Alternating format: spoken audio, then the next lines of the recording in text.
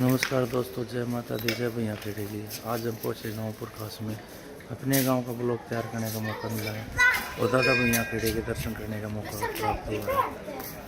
तो आज देखते हैं कितना यहाँ का ब्लॉग बनाते हैं और यहाँ के बारे में पूछें कितना पुराना मंदिर है और क्या यहाँ इतिहास का है। ले चलते हैं आपको दादा भैया खेड़े के अंदर की तरफ और यहाँ का नज़ारा दिखाते हैं। सबसे पहले नमन करते हैं दादा भैया खेड़े के चरणों में। सबसे पहले यहाँ पर सबसे पहले श्री गोरखनाथ जी चरणों में नमन करते हैं। गाँवपुर खास गाँव भैया खेड़े मंदिर, शिव मंदिर। ओम नमः शिवाय।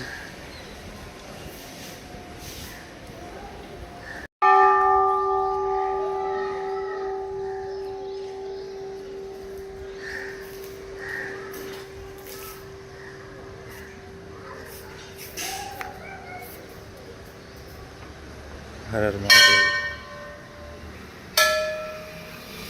और पूछेंगे यहाँ से कितना पुराना मंदिर है और क्या यहाँ है इसका है। सबसे पहले नमन करते हैं गणेश जी के चरणों में। यहाँ का नज़ारा दिखाते हैं।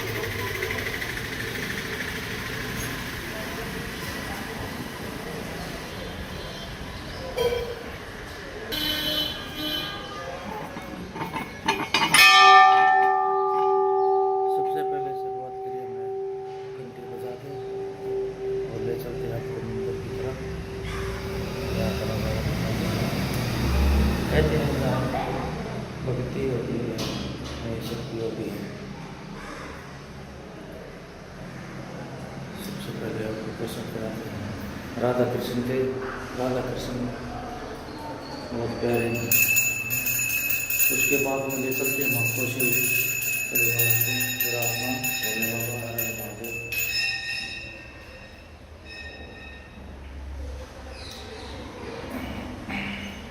के बाद में ले चलते हैं आपको बजरंगबली के चरणों में विराजमान हनुमान और देवों को देव महादेव, हर हर महादेव विराजमान। कितना प्यारा नज़ारा है यहाँ का गाँवपुर खास में।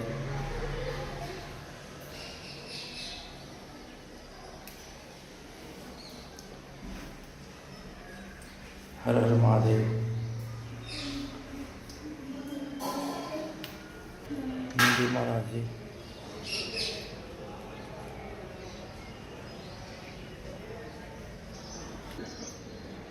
जय दादा भैया खेड़ा खास।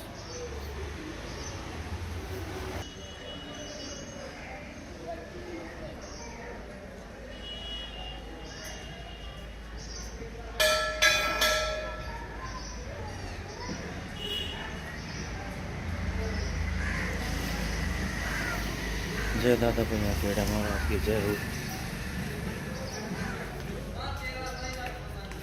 जय दादा भैया खेड़ा की जय जय आदि भाई।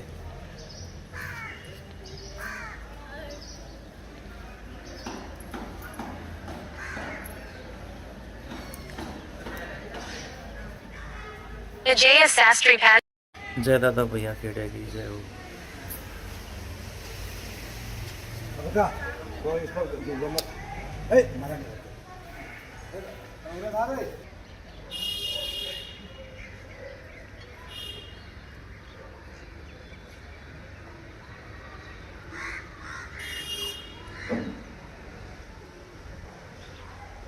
हर हर महादेव।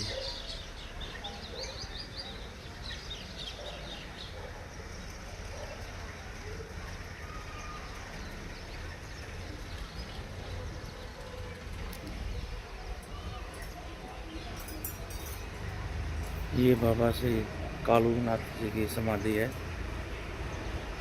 अमरनाथ जी की। ये समाधि बाबा अमरनाथ जी की यहाँ पर प्राण में छाव है। और यहाँ का नज़ारा दिखाते हैं आपको, अंदर का नज़ारा। जय हो। जय बाबा अमरनाथ जी की।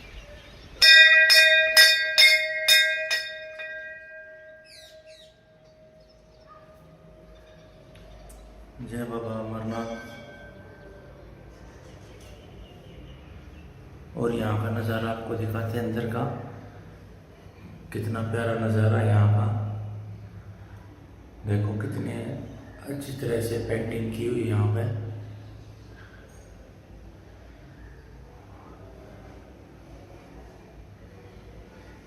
बाबा अमरनाथ जी के प्यारे प्यारे फोटो जहाँ पे इसलिए यहाँ पेंटिंग लगी हुई है।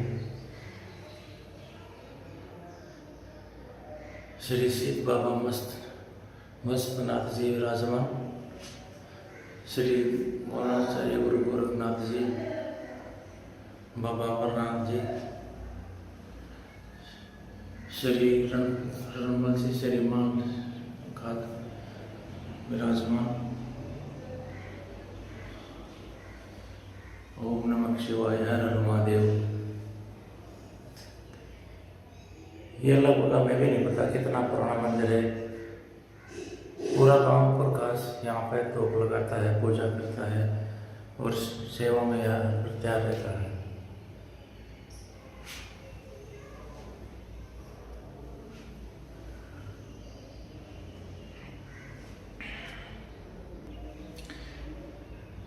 नमस्कार करते हैं बाबा। जय गुरु जी की।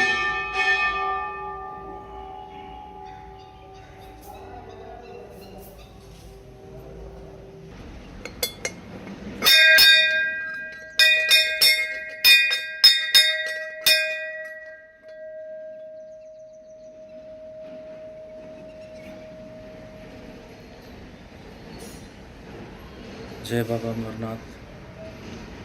पेरी माया संसार है।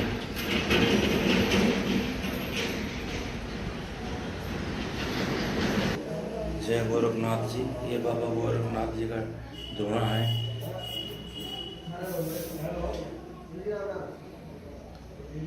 यहाँ से बहुत मिलती है। जय घर में कोई भी परेशानी हो, बच्चे को, बूढ़े को, बुजुर्ग को, नौजवान साथी को माथे पर तिलक लगाने से यहाँ के जो उसके अंदर संकट होते हैं वो कट जाते हैं।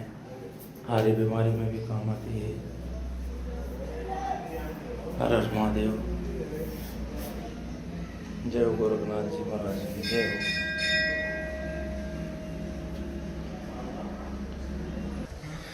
नमस्कार जी। जय श्री राम, हर हर महादेव, जय भोलेनाथ की, जय गौ माता की। आज हम पहुँचे हैं गांव अपने गांव प्रकाश में। यहाँ का हमें अवसर मिला दादा भैया खेड़े के दर्शन करने का और यहाँ की हमें ब्लॉग बनाने का बहुत मौका मिला है। लेकिन आज जो मौका मिला बहुत प्यारा मौका मिला है। और यहाँ की जो सेवा समिति है जो यहाँ की देखभाल करते हैं, सुरेश जी हैं जो हमारे पिताजी के समान हैं, उनसे मिलेंगे और यहाँ के बारे में पूछेंगे कितना पुराना मंदिर है और क्या यहाँ की आस्था है। नमस्कार सर। नमस्कार जी।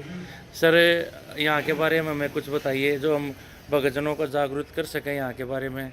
क्या पुराना, क्या यहाँ की आस्था है और कितना पुराना मंदिर है। देखो जी, ये दादा खेड़ा पहले मैं नमस्कार करता हूँ। दादा बेड़े चरणों में शीश, दादा भैया खेड़े के चरणों में शीश झुकाता हूँ। और ये हमारे देश के जो हमारे गांव के रखवाले हैं, इनके बगैर हमारा कोई भी काम पूरा नहीं होता। और ये बहुत पुरानी मतलब जो है यहाँ पर ये इसका स्थान बना हुआ है। जबकि पहले बहुत मतलब कच्चा उसा था, लेकिन अब तो इसमें गांव के सहयोग से तो बहुत ही बड़ा योगदान गांव का रहा है। जो कि इसमें ये इतने साज सजावट जो हुई है, इतनी बढ़ोतरी हुई है या जो अपना काम कर रहे हैं, तो यहाँ पर मतलब जो बहुत बढ़िया प्रोग्राम है। ये लगभग मेरे हिसाब से जब हम छोटे थे हम दादा भैया मतलब यहाँ तो कच्चा था, उसमें मतलब ज़मीन ऐसी थी। अब जो यहाँ पे एक हट्टी चलती थी, रेत था, पानी का कुआं था, वहाँ पर पशु पानी पीते थे। यहाँ वहाँ पर खेलते थे। तो हमारे खेलने के बाद धीरे धीरे जो है कि बराबर में विक्रम नंबरदार का पड़पोता नरेंद्र जो है उसने ज़मीन जो है अपने उसे दान दे गए और इस दादा भैया को जो है खुला स्थान दिया है और बहुत बढ़िया काम करेंगे। इसके सहयोग से आज ये चारों तरफ जो बन रहा है, शेड बन रहा है, महाराज की समाधि बन रही है, भैया महाराज दोबारा ये बनी है, ये इधर मंदिर बने हैं, मंदिर बने यानी उधर हमारे बाबा अमरनाथ जी की समाधि है जो कि बहुत ही तपस्वी, घोर तपस्वी थे, जिनके गुरु मांगे नाथ जी थे। और जो जब हम छोटे छोटे थे तो महाराज जी जो है इतना काम करते थे दान के लिए कि अगर कोई बीमारी आती तो जब भी एकता करते थे। एकता के समय मतलब ये था कि भाई घर में सबका जो है कोई रोटी नहीं बनाता था, सब घर में चावल चूवल बने थे। और यहाँ पर जो है दादा भंडारा होया करता। लगभग ये कितना पुराना मंदिर है? ये लगभग जी मेरे हिसाब से मतलब जब से गांव बसा जब से ही है। लगभग फिर भी अंदाजा 100, 400, 200, 500 साल पुराना मंदिर 500 बताया साल जा का रहा है। जरूर अच्छा जी। लगभग। एक यहाँ पे जो हमारे जो अपने जो यहाँ पे गुरुजी रहते थे, उन नाम उनका अमरनाथ जी, बाबा अमरनाथ जी। बाबा अमरनाथ जी, हाँ जी। एक उनके बारे में हमें थोड़ा और बताइए जी। उनके बारे में जी वो भी बहुत तपस्वी थे। उनका पहले स्थान मतलब वो उधर दूसरे लाठी पन्ने में मंदिर बना हुआ है, वहाँ पर उन्होंने तपस्या करी थी। उनके बाद फिर जो है महाराज जियों के ऊपर को लाछन लगा दिया गया। वो लाछन ठीक है, तो उसको फिर महाराज जी वहाँ से इधर आ गए, रहना शुरू कर दिया। तो यहीं पर उनका जो है इन्हें उसी ने आगे यहाँ पर ये मंदिर की नींव रखवाई थी, जो कि 6 महीने में नींव रखने के बाद जो मंदिर तैयार हो, कलश तैयार होया चढ़ा है। ये था मतलब मैंने अपनी ज़िंदगी में याद में कभी ये जल्दी मंदिर बनता हुआ नहीं देखा। उसका वो बहुत बड़े भगत थे। चलो जी, बहुत बहुत धन्यवाद जी, आपने कीमती समय हमारे को दिया। और इसके बाद में जो हमारे पंडित जी हैं, शास्त्री जी हैं, उनसे मिलेंगे और यहाँ के बारे में पूछेंगे कितना पुराना मंदिर है। और पंडित जी हमें भी कुछ ज्ञान दीजिए थोड़ा बहुत, जो हम लोगों को जागरूक कर सके बाबा मंदिर। जय दादा भैया खेड़े की। वैसे तो सुरेश भाई साहब ने आपको तो नमस्कार सर। नमस्कार जी। सबसे पहले नमस्कार करते हैं आपको हाथ जोड़ के। और आज हमें मौका मिला था भैया खेड़े की वीडियो शूट करने का, और आपसे भी मिलने का बहुत समय तक पीछे लग रहे थे आपके, कब दर्शन दे हो गया था। आज आपने कहा रहा ना, आज दर्शन दे दिया आपने। तो यहाँ के बारे में हमें बताइए, कितना पुराना मंदिर है, क्या यहाँ की आस्था है, और इसकी मान्यता कहाँ कहाँ तक की है, और वार्षिक मेला भी लगता है बाबा जी की जो वर्षी होती है, उसके बारे में हमें कुछ बताइए। देखिए जी, निर्णय नहीं है ये कि कितना पुराना है, और दादा भैया खेड़ा का स्थान है ये। और जब से हमारा गांव बसा हुआ है, लगभग 400-500 वर्ष पुराना कह सकते हैं हम, क्योंकि हमारे पूर्वज थे वो भी ये बताते आए हैं कि हमारे टाइम पर भी ये बना हुआ है और आज भी उसी अवस्था में खड़ा हुआ है। बस धीरे धीरे समय के साथ बदलाव आता चला गया, और जैसे जैसे हमारे दानी सज्जनों का यहाँ पर आस्था बढ़ती चली गई, वैसे वैसे इस स्थान को और अधिक बड़ा बना दिया। इसमें गांव वाले कुछ विशेष व्यक्ति जिन्होंने बड़ा श्रद्धा अनुसार अपना जमीन का, धन का और श्रम दान किया है, जिस कारण से आज ये मंदिर एक विशाल रूप में खड़ा हुआ है। अब आगे जो सबसे बड़ा योगदान यहाँ पर इसको इतना बड़ा करने में हमारे गुरु अमरनाथ जी, जब इनका चरण यहाँ पर मंदिर में रखा गया था, उसी समय से यहाँ समझो कि भाई दिन दूनी रात चौगुनी 29 हो गई थी। उसी समय लगभग 6 महीने से पहले ये मंदिर बनकर तैयार हो गया था। आज से 2003 या 4 के करीब महाराज जी यहाँ पर पहुँचे थे, और उसके बाद से तो यहाँ पर मतलब ये समझो आप रौनक ही रौनक आनी शुरू हो गई थी। और महाराज जी ने अपना शरीर यहीं पर समाधि ली थी इन्होंने, जो कि 18 नवंबर 2011 में ली थी। और ये सामने आपने अभी वीडियो बनाया है, इसमें देखा गया विशाल समाधि जो सोनीपत से गुहाना के बीच में कहीं भी जाओगे, ऐसी समाधि किसी संत की नहीं बनी हुई है। गांव पुरखास व इनके भक्तजनों ने ही इसको इतने सुंदर रूप दिया हुआ है। अब रहती है बात आस्था की। आस्था इतनी है, 2 पंचायत है, दोनों पंचायत व ग्राम देवता एक है, और पूरा गाँव बिल्कुल हृदय से यहाँ पर नमन करता है, और अपने सामर्थ्य अनुसार श्रमदान, धनदान व अन्य जो भी चीज़ की आवश्यकता होती है वो पूरी करता है। अब आगे आप जो प्रश्न पूछना चाहते हैं उसका उत्तर देने के लिए तैयार हो, बोलिए। एक जी बाबा जी की वर्षी होती है जी, हाँ, वो उसके बारे में। और बाबा जी की वर्षी हम मार्गशीर्ष कृष्ण पक्ष जो षष्ठी तिथि आती है उसमें करते हैं। प्रतिवर्ष ये वर्षी होती है। इसमें पूरा गांव अपनी तरफ से दूध का दान करता है, और उसी दूध से दिए हुए का हम खीर बनाते हैं, और खीर बनाकर पूरे गांव को भंडारा लगाते हैं। इसमें साधु संत भी आते हैं, बाहर से सबको निमंत्रण दिया जाता है, वो आते हैं, वो प्रसाद सकते हैं, गुरु जी का आशीर्वाद प्राप्त करते हैं। और ऐसे ही प्रारंभ में जब हमने कार्य प्रारंभ किया था तो छोटे रूप में था, आज ये बहुत विशाल हो चुका है। प्रतिवर्ष लगभग 12,000-11,000 के करीब व्यक्ति आते हैं जो यहाँ पर प्रसाद ग्रहण करते हैं। इसके अलावा जेठ के महीने में भी एक भंडारे का आयोजन होता है, वो भी गांव के द्वारा ही किया जाता है। उसमें वो अमावस होती है, अमावस के दिन यह भंडारे का आयोजन होता है। उसमें गांव बढ़ चढ़कर हिस्सा लेता है। और इस स्थान की मान्यता को इतना बढ़ा दिया गया है कि यदि कोई व्यक्ति सच्चे मन से, हृदय से कोई मनोकामना ईश्वर से मांगता है, दादा भैया खेड़े से मांगता है, गुरु अमरनाथ जी से मांगता है, तो पूर्ण होती है। एक जी गुरु जी, एक बात और पूछना चाहता हूँ मैं। जैसे भैया खेड़ा है, इसके साइड में हमारे गोरखनाथ जी का मंदिर है जी। हाँ जी। यहाँ वहाँ की आस्था जी बहुत खराब हुई है जी। तो थोड़ी आप भी अपील करो, और हम भी अपने चैनल के माध्यम से थोड़ी बहुत गुहार लगाते हैं गाँव राम से भी, उस मंदिर में भी थोड़ा बहुत सहयोग करके जी, उसकी भी जी दीवार जैसे गिरी हुई है, अभी पीछे बारिश हुई थी, वहाँ भी बच गए जी। जो वहाँ के पुजारी थे जी, वो भी चोट लगने से बच गए जी। तो थोड़ा ऐसा करो जी, जो अब गाँव राम है जी, उस पर भी थोड़ा ध्यान दीजिए जी। नहीं, देखो ये भी पूरे गांव की मान्यता है अपने मंदिर में, उसमें भी। और जैसे कि दीवार की आप कह रहे हैं, तो प्रधान जी के द्वारा वो दीवार तैयार करा दी गई है। अब वो पूर्णतः ठीक है बिल्कुल। अब रहता भवन का कार्य। हाँ, वास्तव में 1-2 कमरा ऐसा जर्जर हालत में हो रखा है, उसमें रहना आसान नहीं है। तो हम अपने ग्रामवासियों से और दानिशजनों से निवेदन करते हैं कि वहाँ पर भी ध्यान दें और उस कार्य को पूर्ण करें। ठीक है पंडित जी, बहुत बहुत धन्यवाद। एक लास्ट कोचिंग है पंडित जी, आप अपने माध्यम से जो हमारे भगतजन ये वीडियो देख रहे हैं, एक नशे भक्ति को छोड़कर नशे की तरफ भाग रहे हैं जी, इसके बारे में आप क्या कहना चाहते हो? इसे देखो, जब व्यक्ति को सब कुछ खुला मिलता है तो कोई तो अच्छे स्थान पर जाता है और कोई स्वतः ही ऐसे स्थान पर जाता है जहाँ उसका पतन होता है। तो आज वही समय है जब हमारे युवा खाली बैठ के घर में भी और चौपालों में भी और बैठकों में भी हुक्के का पान कर रहे हैं। भाई ठीक है, हमारे पूर्वज थे, वो इकट्ठा होने के लिए, कुछ समय व्यतीत करने के लिए हुक्के का पान करते थे, पर आज उसकी इतनी आवश्यकता नहीं है, क्योंकि हमारे पास पर्याप्त साधन है कार्य करने के लिए। और ईश्वर, यदि आपके पास खाली समय है तो आप ईश्वर भक्ति में लगाइए। उस समय ऐसा था कि भाई हम धूम्रपान करते थे, हम कार्य भी बहुत ज़्यादा करते थे, हमारा अन्न ऐसा अच्छा होता था कि भाई उस धूम्रपान को दबा देता था। परंतु आज अन्न में इतना जहर घुल चुका है, यदि आप जहर पे जहर खाते रहोगे तो शरीर भी अस्वस्थ हो जाएगा और आप समय से पहले अपनी चारपाई पकड़ लोगे। अतः आपसे निवेदन है कि आप जब आपके पास खाली समय है तो ईश्वर के चरणों में ध्यान लगाओ और अपने कार्य पर ध्यान दो। बहुत बहुत धन्यवाद पंडित जी, आपने कीमती हमारे को दिया और यहाँ के बारे में, बाबा अमरनाथ जी के बारे में बताया। बहुत बहुत धन्यवाद जी। जय श्री राम। जय श्री राम। चलती रहे वैसे बीच में मैंने ढक दे, सुरेश ने ढक दे, रो फोटो चला दे, वो से ऐसा भी हो जाए। नमस्कार प्रधान जी, देखो हमें पूरा पता नहीं था, तो आप हमें बाबा अमरनाथ जी के बारे में, रहस्य के बारे में थोड़ा बहुत बताइए, जो हम भक्तजनों को जागरूक कर सके।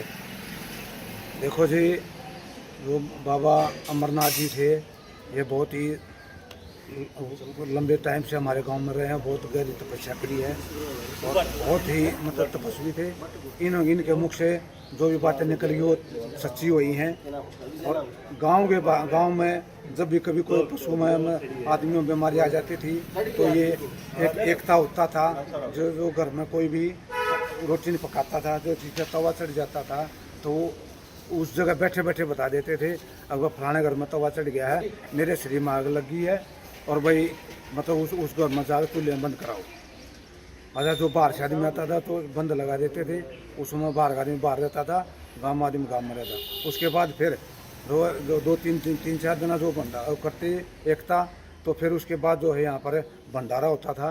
वो भंडारे में दाल चावल और शक्कर का भंडारा होता था पहले, क्योंकि लोग मतलब ऐसा था, पहले ये सिस्टम नहीं था। अब भाई मिठाई बनाए, ठीक ठाक बनाई।